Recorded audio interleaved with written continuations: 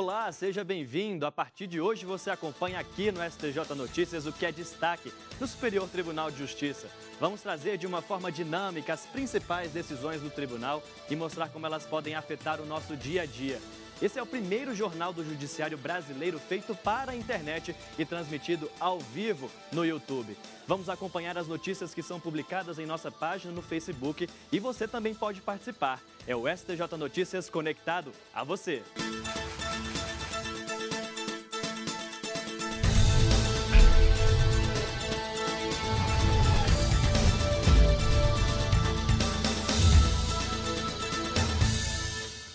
O STJ retomou os trabalhos nesta semana após o recesso forense. Já teve sessão na Corte Especial e também nas turmas de julgamento. Olha só, no Twitter, nós divulgamos que 2012 e 2013 foram anos recordes aqui para o STJ. 720 mil casos foram resolvidos aqui na Corte, viu? A nossa repórter Judite Aragão vai nos contar o que a gente espera agora para esse ano de 2014. Judite, vai ser realmente de muito trabalho? Se for comparar com o ano passado, Daniel, vai ter muito trabalho sim, viu? O ano judiciário começou nesta segunda-feira, dia 3 de fevereiro, com uma sessão da Corte Especial comandada pelo presidente do STJ, ministro Félix Fischer. O ministro divulgou o balanço das atividades jurisdicionais de 2013 e só no ano passado, na Corte Especial, foram julgados 2.366 processos ao longo de 27 sessões. Confira mais na reportagem. O semestre forense foi aberto com sessão na Corte Especial, composta pelos 15 magistrados mais antigos do tribunal. O ministro Félix Fischer cumprimentou os colegas e desejou um feliz e promissor 2014 a todos. Destacou também que este ano, um dos objetivos é realizar os julgamentos com maior celeridade e falou dos eventos previstos para o primeiro semestre. Agora nós temos uma série de eventos também paralelos à nossa atividade normal, em razão dos 25 anos do tribunal, né? Então nós vamos ter palestras e debates, inclusive acerca da Lei Maria da Penha, né, que vai ter um ciclo ali. E vamos ver se a gente consegue aprimorar cada vez mais a atividade normal nossa. A preocupação é sempre essa, tentar aprimorar. Durante o recesso do Judiciário, os trabalhos não pararam, viu? Foram publicadas 77 decisões em nosso site. E uma que chamou a atenção foi a do ministro Luiz Felipe Salomão, relacionada à barriga de aluguel. Vamos entender melhor o caso. Olha só, uma mulher que era prostituta engravidou. Aos 7 meses de gestação, ela passou a ter os remédios e o aluguel pagos por um homem. Depois de nascido, o bebê passou a ser criado por ele e pela esposa, que não podia ter filhos. O homem registrou a criança no nome dele e da mãe biológica. O Ministério Público do Paraná denunciou o pai adotivo, alegando que houve uma negociação da gravidez e pedia que a criança, já com quase 5 anos de idade, fosse encaminhada a um lar para adoção. A Justiça do Paraná deu provimento a essa ação, viu? Mas aqui no STJ a história foi diferente. O ministro Luiz Felipe Salomão, relator do caso, considerou que a criança não pode ser penalizada por condutas irregulares dos pais. O ministro determinou que ela fosse adotada pelo casal que cuidava dela. A principal justificativa foi o vínculo criado pela criança com a família. E olha que essa foi uma das publicações mais comentadas na nossa página no Facebook. Vamos dar uma olhadinha aqui para a gente ver como é que está nosso Face. Vamos colocar o Facebook aqui. Olha só, o post STJ determina a adoção de criança registrada pelo pai que teria alugado a barriga. Foram 432 compartilhamentos, muita gente comentando. E olha, um dos comentários que merece destaque é o da Cacá Vieira, que é estudante de Direito. Cacá Vieira comentou o seguinte: ele destacou ainda que não se trata de aceitar a adoção à brasileira, informal, mas de analisar a questão do ponto de vista do interesse real da criança. Parabéns, STJ, decisão com equidade. Deixe seu comentário também que a gente pode ler, viu? Olha, mas que o STJ é o Tribunal da Cidadania, você já sabe, né? Por isso, eu te convido agora para conhecer a nossa sala de visitas. Aqui a gente recebe convidados para conversar sobre vários assuntos. Na estreia da sala de visitas, a nossa anfitriã, a repórter Natália Borges, recebeu o ministro Sidney Benetti e suas convidadas, 3 juízes francesas. Confira.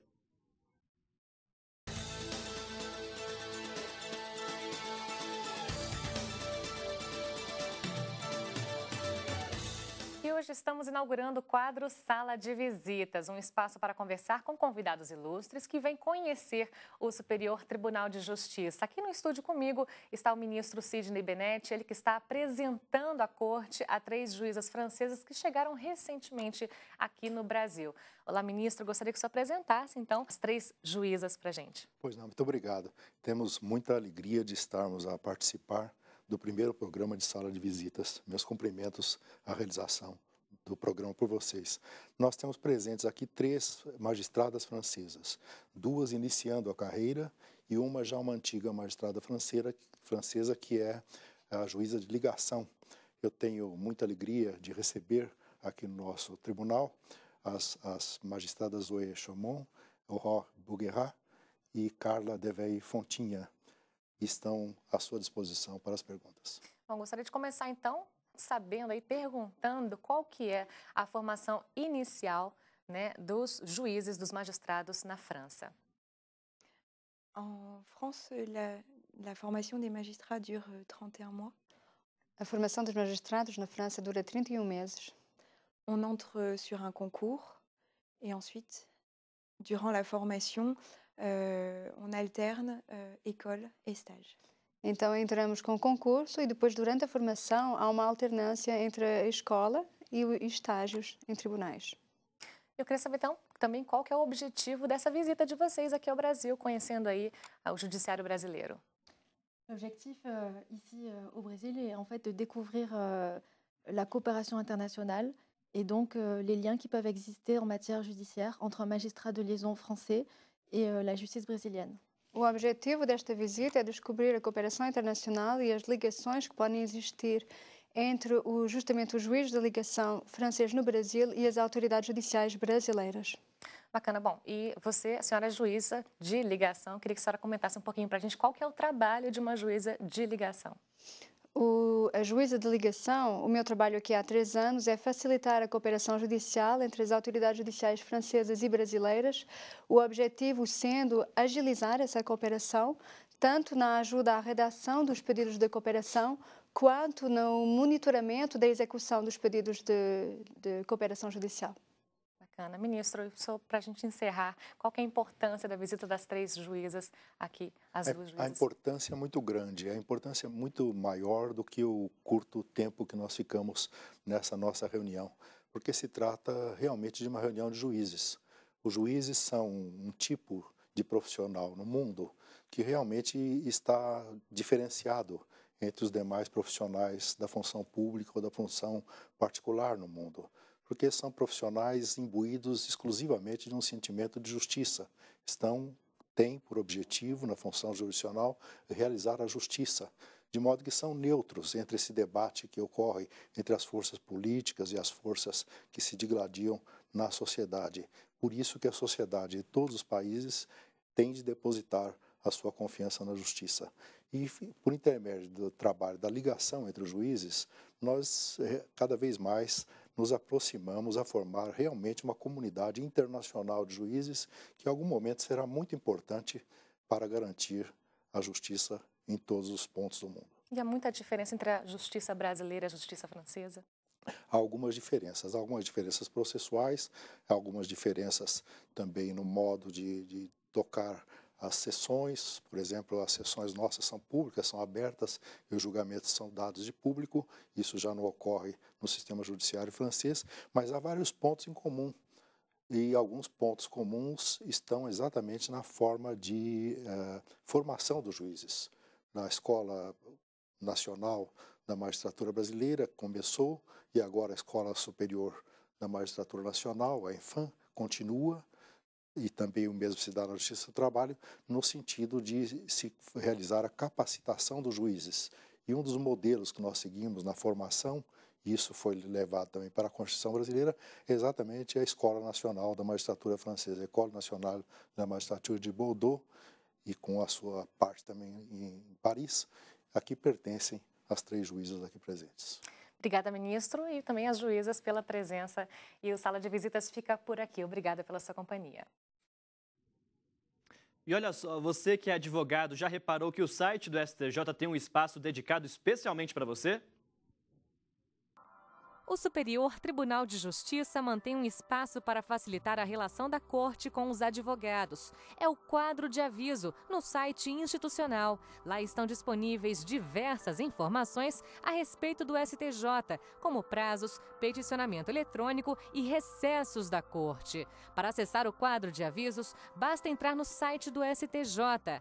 Ao abrir a página, percorra as opções da coluna à esquerda e clique em Espaço do Advogado. O quadro de avisos fica no final da página. Também é possível acessar na página principal do STJ, ao clicar em Espaço do Advogado, Sala de Serviços Judiciais, no topo da coluna direita do site. O quadro de avisos também estará no final da página. Ao clicar em Mais Avisos, o advogado pode acessar todas as notícias, dicas e avisos já publicados. São informações importantes que interferem no dia a dia de milhares de advogados. Vamos voltar ao Facebook, que tem mais post repercutindo, viu? Afinal, crimes praticados na internet são competência da Justiça Federal ou da Justiça Estadual? Olha só, nessa ação, um procurador federal foi acusado de estimular discussões racistas na internet contra negros, judeus e nordestinos. O juiz estadual alegou que crimes cometidos na web deveriam ser julgados pela Justiça Federal. No STJ, o ministro Jorge Mussi citou a jurisprudência do tribunal para reforçar que a Justiça Federal deve atuar em casos em que haja lesão a bens, serviços ou interesses da União, ou quando a conduta está prevista em convenção ou em um tratado internacional de que o Brasil é signatário. Olha só, esse post teve 495 compartilhamentos. E um comentário que deve destaque é uma conversa ali, entre o Helder Magno e o João Siquara. O Helder disse, mas é exatamente essa tese que defendemos, João Siquara. No caso da pedofilia e da apologia ao nazismo, existe convenção internacional, que é um caso previsto, né? E o João viu o comentário do Helder e respondeu, achei que fosse tese nova. Até então eu não pensava assim, se existe um tratado e determina competência federal para crimes previstos em tratados, a competência só poderia ser federal, independentemente se as vítimas serem individualizadas, porque não caberia ao intérprete distinguir onde a regra não se distingue. Muito bom saber. Lembre-se que você também pode comentar, deixar-se aqui o seu espaço, viu? Olha, daqui a pouco você vai ver outras decisões que foram destaque. Mas antes, vamos saber o que o STJ Cidadão traz de novidades para a gente nesta semana. Yuri Ascar. O STJ Cidadão desta semana vai mostrar como vivem os catadores de material reciclável, quantos são e o que eles precisam fazer para sobreviver a essa mudança. O programa vai mostrar o trabalho do Superior Tribunal de Justiça para conscientizar os servidores sobre a importância da coleta seletiva e onde vai parar o lixo coletado. Vai mostrar ainda a experiência de um ex-presidiário que se tornou um empreendedor do lixo e ainda emprega outras pessoas. E também a história de Sebastião Carlos dos Santos, o Tião, catador e um dos maiores aterros sanitários da América Latina, o então Jardim Gramacho, na periferia do Rio de Janeiro. Ele virou celebridade e ganhou o mundo no premiado documentário Lixo Extraordinário. Não perca o STJ Cidadão desta semana. Eu espero você. Até lá. Olha, a nossa página no Facebook ganhou muita repercussão com os comentários e com as publicações, principalmente, que tratam de bom humor, tratam as decisões aqui do próprio STJ com bastante mais engraçadinhas, trocam um pouquinho aquele clima mais sério do judiciário, né? Olha só, nessa semana, que deu mais comentário foi a do Robocop. O capacete do Robocop acabou virando torradeira de pão. A publicação traz uma matéria especial da equipe de comunicação aqui do tribunal sobre alguns casos que chegaram ao STJ em que funcionários foram contratados para determinada função que acabavam desempenhando outras tarefas, viu? É um assunto que muita gente se identifica, muita gente mesmo, olha, 442 compartilhamentos, quase 450. E olha só, teve comentário também de destaque, vamos ver, Mariana Araújo disse, genial a ilustração. E a Amanda Fortunato também elogiou o capacete torradeira. Me amarrei no capacete desvio de função. Criatividade é o que há. Todos os dois foram curtidos. Ó. Acho que a Mariana curtiu da Amanda e da Mariana também foi curtido. Agora, olha só. Vamos para o próximo assunto, que outras notícias também marcaram essa semana, viu? É o nosso giro aqui do STJ. Representantes da Defensoria Pública de São Paulo estiveram no Superior Tribunal de Justiça para conhecer melhor o sistema de peticionamento eletrônico. A Resolução 14 do STJ, publicada em julho do ano passado, determina que petições iniciais e incidentais sejam recebidas e processadas no tribunal somente de forma digital. Na ocasião, os representantes da Defensoria Pública puderam debater e tirar dúvidas sobre o sistema que dá mais celeridade ao trâmite de processos. O passo a passo para fazer o peticionamento eletrônico pode ser encontrado no Espaço do Advogado, no portal do STJ. O presidente do Superior Tribunal de Justiça, ministro Félix Fischer, recebeu a visita do futuro presidente do Tribunal Superior do Trabalho, ministro Barros Levenhagem, do vice-ministro Ives Gandra e do corregedor, ministro Brito Pereira. O encontro foi no gabinete da presidência do STJ. Na oportunidade, o futuro presidente do TST, ministro Barros Levenhagem, fez o convite oficial para que o ministro Félix Fischer compareça à posse que vai ser realizada no dia 26 de fevereiro. Na saída, Barros Levenhagem falou que um dos desafios da nova gestão é administrar a quantidade de processos que chegam ao tribunal. A 5ª turma do Superior Tribunal de Justiça negou o trancamento de ação penal que pretendia afastar punição por crime de descaminho. O processo investiga fraude tributária que teria sido cometida por um homem no Paraná. Ele foi flagrado por policiais militares com o carro cheio de produtos importados de forma irregular. A relatora do caso, ministra Laurita Vaz, lembrou que esse tipo de crime pode ser considerado uma ameaça à estabilidade das atividades comerciais do país e que o argumento usado pela defesa não tem respaldo algum. Com esse entendimento, os ministros decidiram que crime de descaminho pode ser confirmado independentemente se o processo já foi concluído ou não. Cliente de banco consegue na justiça pedido de revisão de valor de dívida bilionária. O empréstimo foi feito pelo cliente em 93, na Caixa Econômica Federal. Mas, ao longo dos anos, o correntista percebeu que algo estava errado, porque os juros estavam ficando altos demais e ele já não conseguia pagar as prestações. O valor inicial era de quase R$7 mil, mas 14 anos depois, o correntista já devia mais de R$1 bilhão para o banco. Sem ter como pagar as prestações, ele entrou na justiça e pediu a revisão do cálculo. Para o relator do processo no STJ, ministro Luiz Felipe Salomão, o juiz de primeira instância deveria ter analisado o contrato junto ao banco para que fosse verificado possíveis abusos de encargos. O processo foi mandado de volta para ser reexaminado pelo tribunal de origem. Superior Tribunal de Justiça bateu recordes de produtividade nos julgamentos. Nos últimos 2 anos, o STJ alcançou a maior produtividade na história da Corte. Ao fechar os trabalhos em 2013, o presidente do STJ, ministro Félix Fischer, fez um balanço das ações.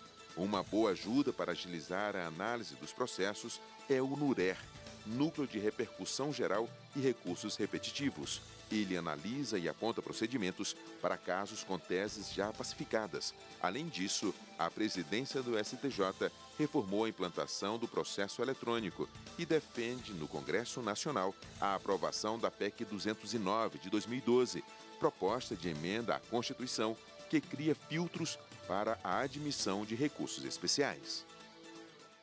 Você acha que futebol tem alguma coisa a ver com direito?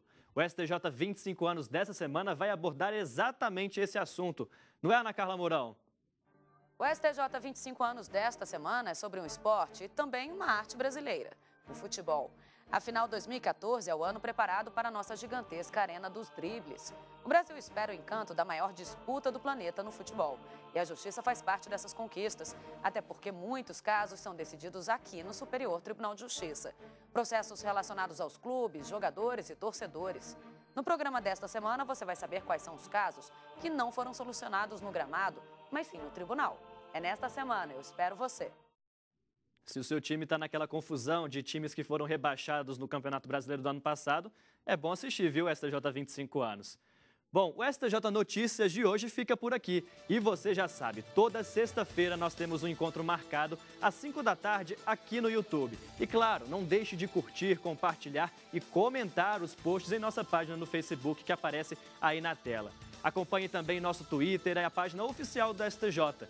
Na semana que vem vamos trazer novos assuntos e mais debates. Deixe seu comentário que ele pode ser lido, hein? Até lá, eu espero você!